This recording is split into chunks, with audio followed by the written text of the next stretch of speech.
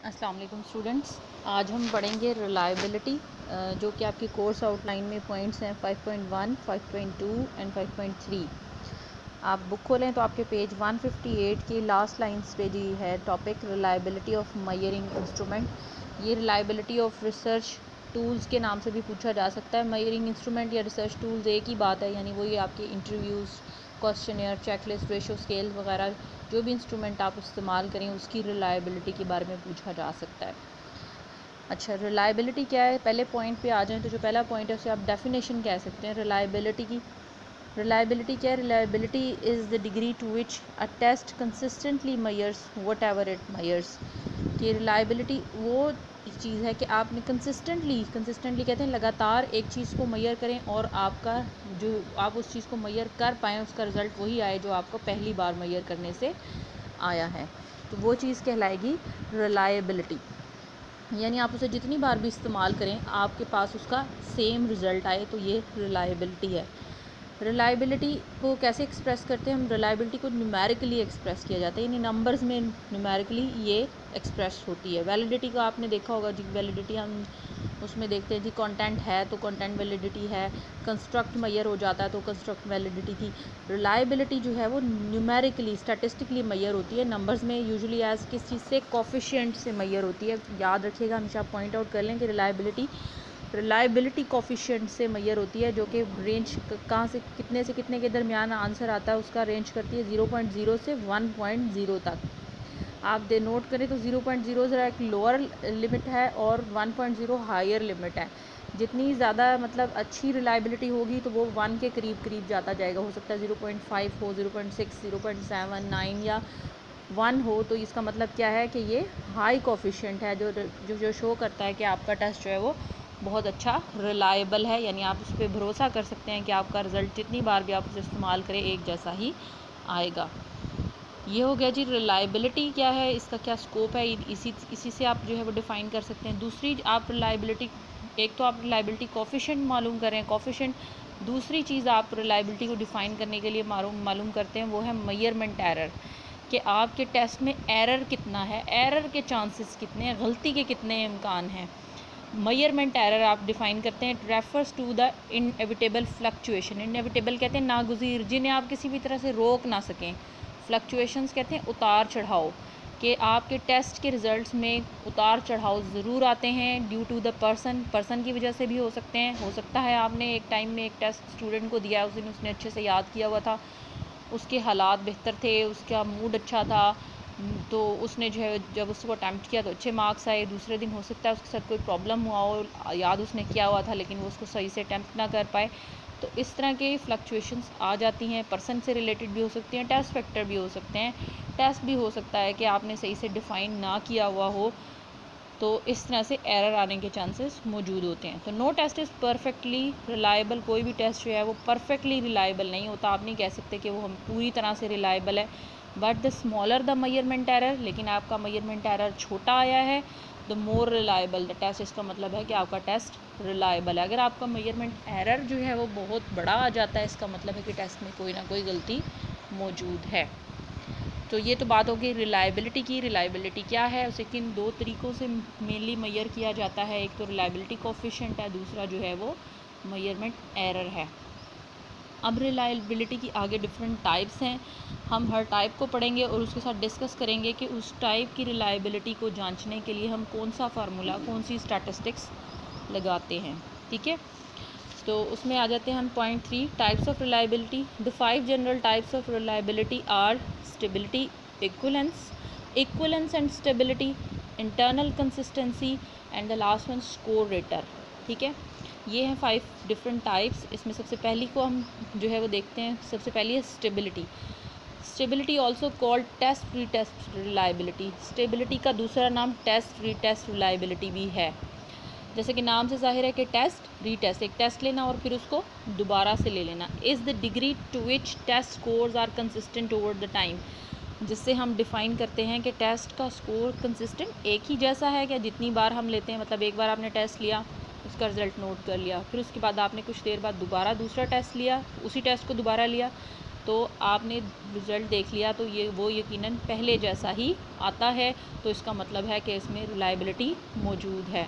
It is determined by correlating the scores from the same test. उन्हीं दोनों टेस्टों को, उनके रिज़ल्ट को आप कोरिलेट कर लेते हैं and administer more than once, चाहे आप उसको एक बार से ज़्यादा लें, 2 बार लें, 3 बार, उस रिज़ल्ट को आप जो है वो कोरिलेट कर लेते हैं। तो इसका मतलब क्या है कि स्टेबिलिटी डिफ़ाइन करने के लिए आप कौन सी स्टैटिस्टिक्स लगाते हैं? कोरिलेशन। ठीक है, फिर है फिफ्थ पॉइंट है, उसमें दूसरी काइंड हम देखने जा रहे हैं, वो है इक्विवेलेंस फॉर्म।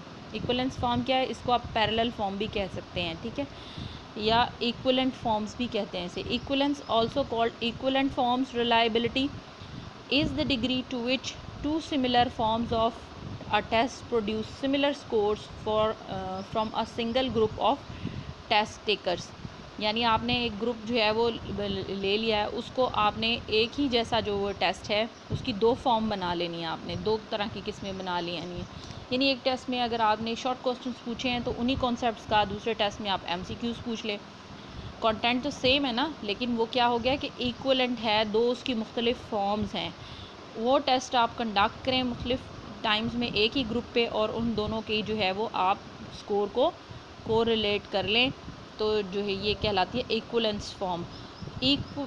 अगली किस्म है हमारे पास, वो है equivalence and stability. Equivalence and stability reliability is the degree to which 2 forms of a test are given at 2 different times. आपने एक ही टेस्ट के, एक ही चीज़ की 2 फॉर्म बना लेनी है टेस्ट की, गिवन एट 2 डिफरेंट टाइम्स, और 2 मुख्तलिफ औकात में स्टूडेंट्स को देनी है, and produce similar scores as measured by the correlation. और जो इनके स्कोर्स आते हैं उनको आप उनके कोरिलेशन फाइंड आउट कर ले, तो आपको इक्वलेंस एंड स्टेबिलिटी रिलायबिलिटी जो है वो पता चल जाएगी कि वो उस टेस्ट में कितनी है। अच्छा, अभी तक हमने 3 फॉर्म देख लिए हैं। पहला टेस्ट रीटेस्ट, एक टेस्ट लेना उसको दोबारा ले लेना। पैरेलल फॉर्म कि आपने उसकी 2 या इक्वलेंस के आपने एक ही जैसे 2 टेस्ट बना लिए एक ही फॉर्म जैसे, और उनको आपने कंडक्ट कर लिया। नेक्स्ट में है इक्वलेंस एंड स्टेबिलिटी रिलायबिलिटी में क्या है, आपने उसी तरह से 2 फॉर्म्स दी हैं, बनाई हैं, लेकिन उनको 2 मुख्तलिफ औकात में आपने कंडक्ट करना है। पिछले वाले को, पैरेलल फॉर्म को, आपने उसी वक्त कंडक्ट करना था, ठीक है।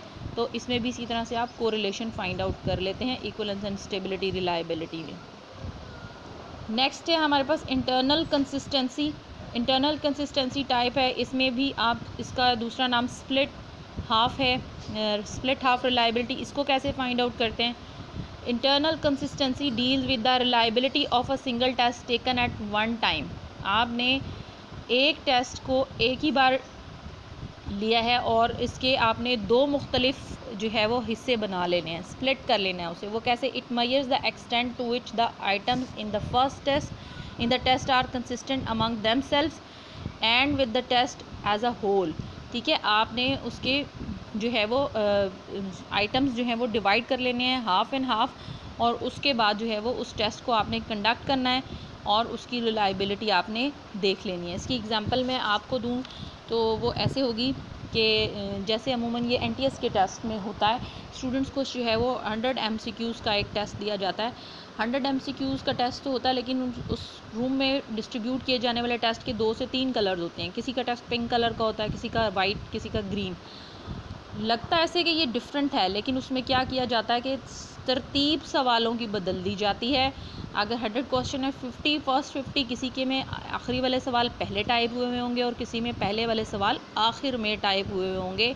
तो इस तरह से तरतीब बदल जाने से स्प्लिट हाफ यानी एक ही टेस्ट के 2 हिस्से बना दिए जाते हैं और उस तरह से उस टेस्ट को कंडक्ट कर लिया जाता है। And with the test as a whole, और उसके मार्क्स जो हैं वो उसके एज अ होल तमाम तर टेस्ट को आपस में कंपेयर कर लेते हैं। स्प्लिट हाफ को हम किस तरह से डिफ़ाइन करते हैं? उसके लिए हम जो है वो कूडर रिचर्डसन फार्मूला लगाते हैं। वो कूडर रिचर्डसन 20 एंड 21 ये 2 स्टैटिस्टिक्स हैं जो इस्तेमाल होते हैं, और उसके अलावा क्रॉनबैक अल्फ़ा इस्तेमाल होता है। Are the main approaches to obtain the internal consistency. Internal consistency को जांचने के लिए हम ये 3 किस्म की स्टैटिस्टिक्स जो हैं वो यूज़ करते हैं। ये क्या है, किस तरह से ये निकलती हैं, ये नेक्स्ट जो है वो बड़े लेवल की बात है। ये जब आप MPhil वगैरह करेंगे तब जाके आपको सिखाया जाएगा कि कूडर रिचर्डसन क्रॉनबैक अल्फ़ा कैसे निकाले जाते हैं, कैसे यूज़ होते हैं। यहाँ आपने जस्ट अब नाम याद रखने। Split half reliability is determined by dividing test into 2 equivalent halves. अभी मैंने आपको बताया है कि इसी तरह से आप दो तरह से डिस्ट्रीब्यूट कर सकते हैं स्प्लिट हाफ करके टेस्ट को।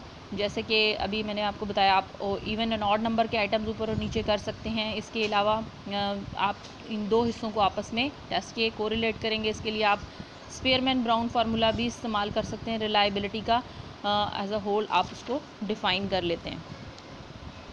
अच्छा, नेक्स्ट है हमारे पास Kuder Richardson reliability deals with the internal consistency. अभी हम आपको बताया कि हम कूडर रिचर्डसन फार्मूला लगाते हैं जिससे हम इंटरनल कंसिस्टेंसी देखते हैं किसी टेस्ट की कि टेस्ट के अंदर कितनी कंसिस्टेंसी मौजूद है। That are scored डाइकोटमसली।